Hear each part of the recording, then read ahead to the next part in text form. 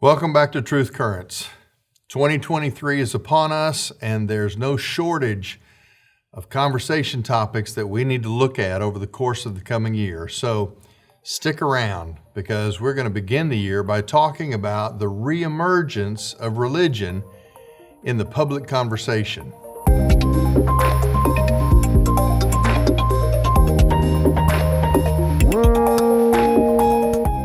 For those of you who are new to Truth Currents, this weekly broadcast is really designed to be a commentary that helps followers of Jesus understand how to think biblically about current events.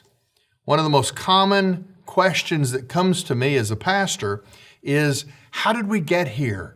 I don't even know how to think about things. What I want to do is help you begin to think biblically, to understand how to take the assault of information that comes at us every day and take that information, take the social issues, the political topics, the other headline news events of our day, and begin to process them biblically so that we land in a place where we live a consistent biblical worldview, a place that plays out on the basis of God's Word and unshakable truth.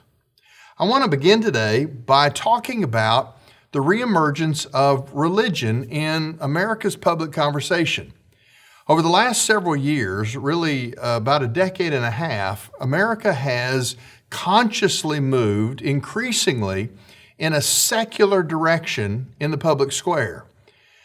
We've told ourselves that religion is irrelevant, it's quaint, it's for those people who really don't have the strength to live life on their own.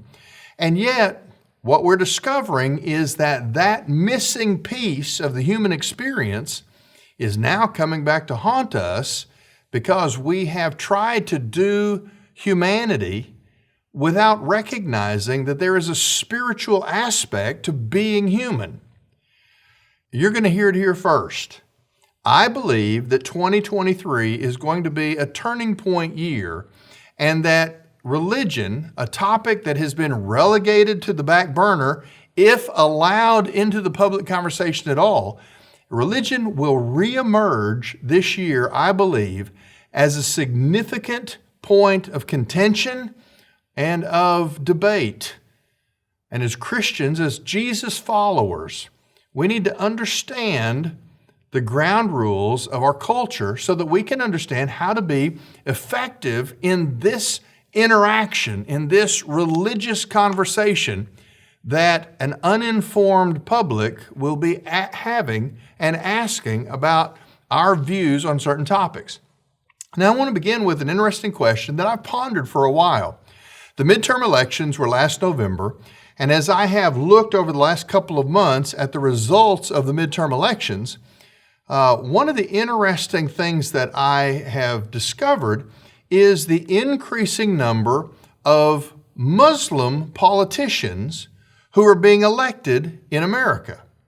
Now, that in and of itself doesn't sound like necessarily a big deal, but what fascinated me was when I began to realize that an overwhelming percentage of politicians who are being elected in America are Democrats.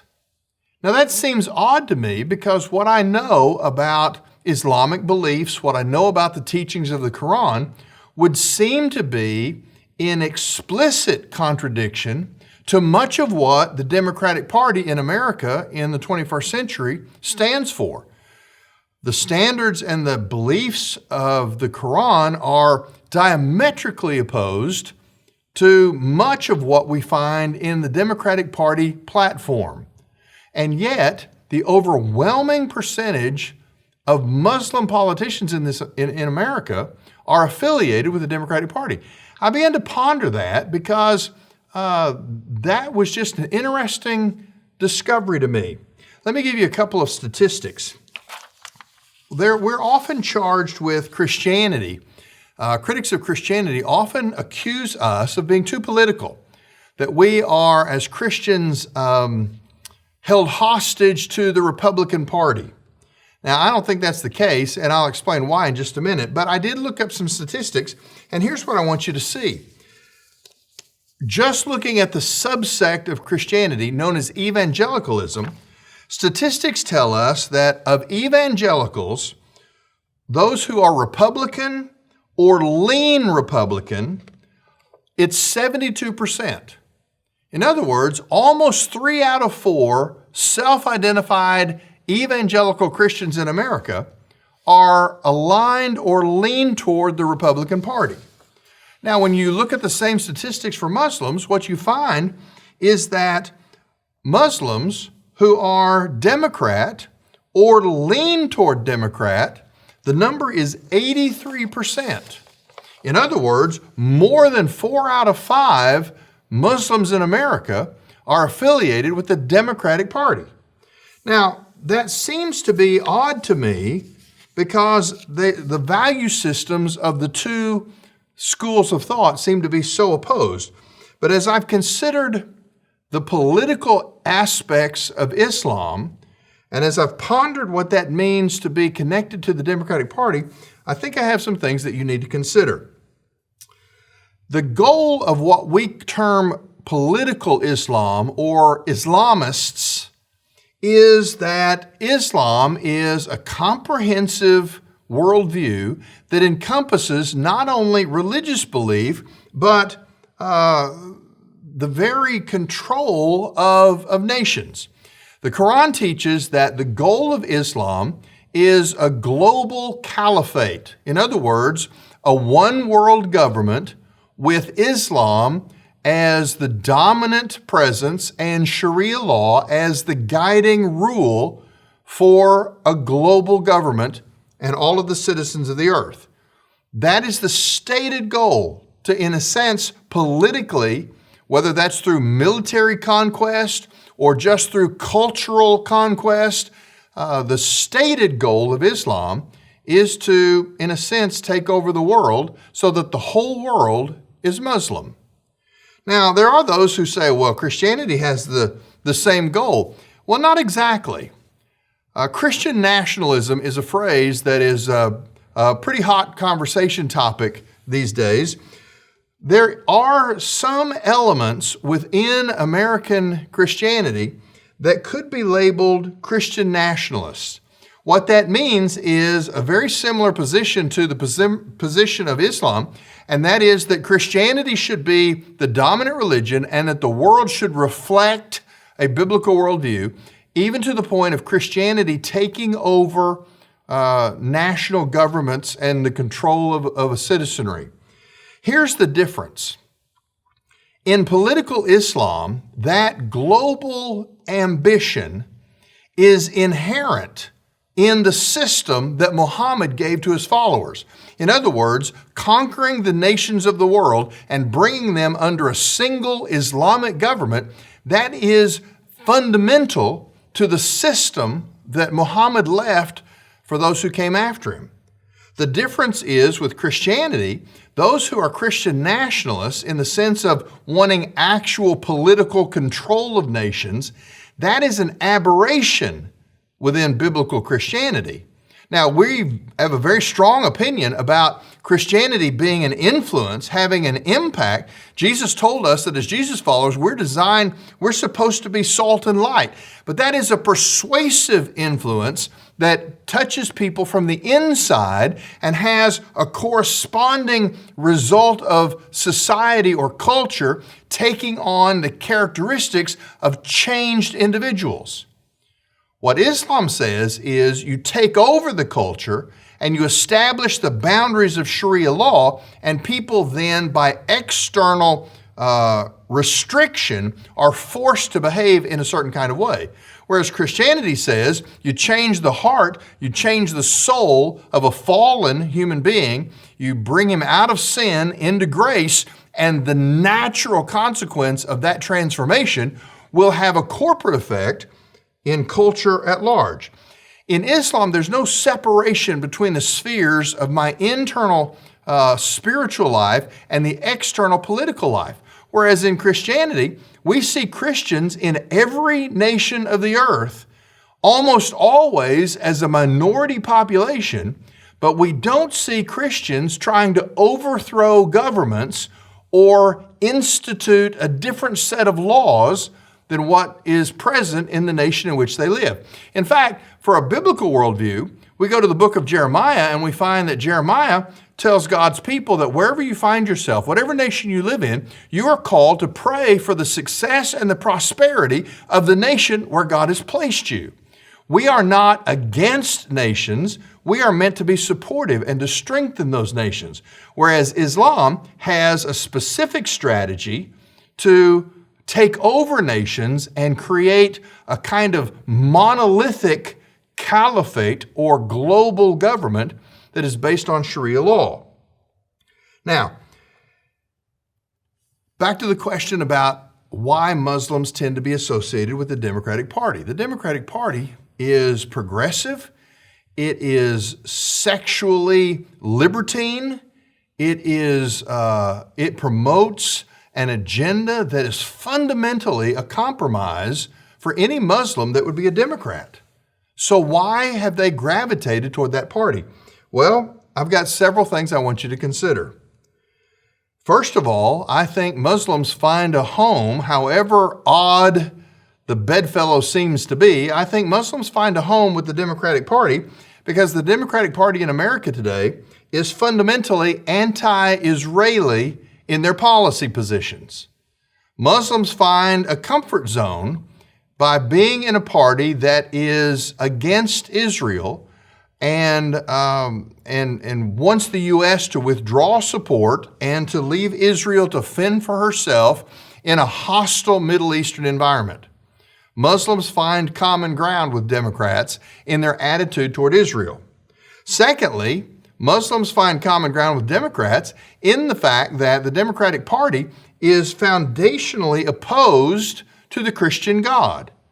In fact, the Democratic Party platform goes out of its way to refuse to acknowledge God, to refuse to mention Him, and they have agitated for the removal of God in every possible scenario, even to the point of proposing changes in the Pledge of Allegiance or the removal of "In God We Trust" from our currency. They want every aspect of the God of American traditions to be set aside. Muslims are very comfortable with that.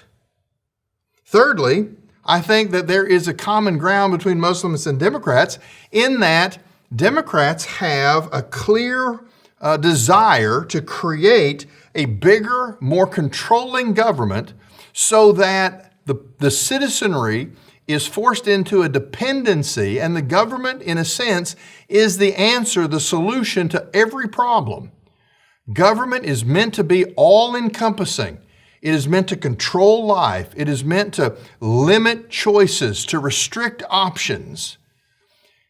As Muslims have this goal of a global caliphate, a universal government under Sharia law, they find common ground with this idea of making government bigger, stronger, more controlling of the details of individual lives. Fourth, the Democratic Party in America is radically committed not just to abortion on demand, but abortion on demand up to the very moment of birth. They are interested in funding Planned Parenthood in excessive ways, and they want abortion to be normalized as nothing more than a medical procedure like pulling a tooth. Now, while this is foundationally opposed to what Islam believes, notice that the abortion rate among Muslims is not high at all. They have huge families because part of the way you take over a culture is you literally outpopulate the other groups in a culture. They're not having abortions, but they're comfortable with a party that promotes abortion because they know it's competing people groups within the national boundaries that are being savaged by abortion. Finally, there's this. In the Quran, there is an Islamic rule that reads this way: in cases of necessity, make forbidden things permissible. In other words, it's a rule that says that you can allow religiously objectionable practices in order to accomplish a greater Muslim goal. If a global Muslim government is the goal, and taking over individual nations is the means to that goal, then the goal of Islamic dominance allows individual Muslims to compromise without committing sin before Allah. In other words, they can agree to affiliate with a party that believes things that they hate if joining that party helps further the larger cause of Muslim domination.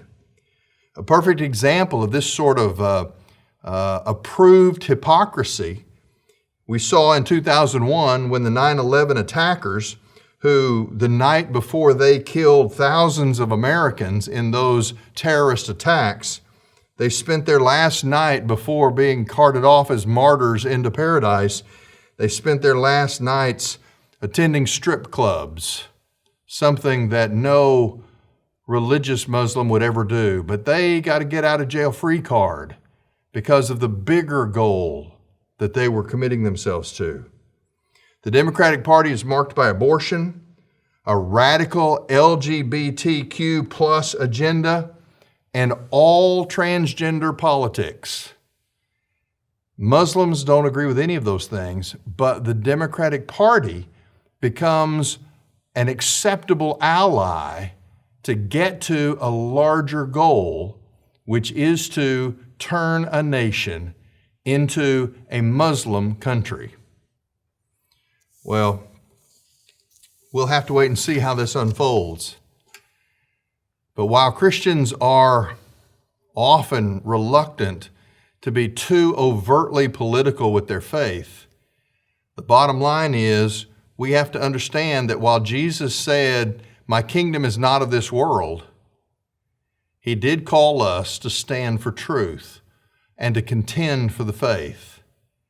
We must follow Jesus. We are Christians, and that is much more crucial than any political affiliation that we may have.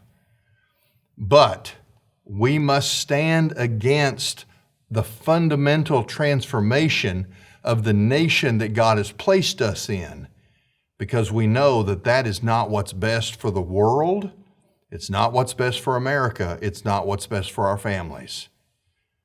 Think biblically about politics and don't leave religion out of the conversation. Our kingdom is not of this world either. But while we're in this world, we stand for truth. This is Truth Currents.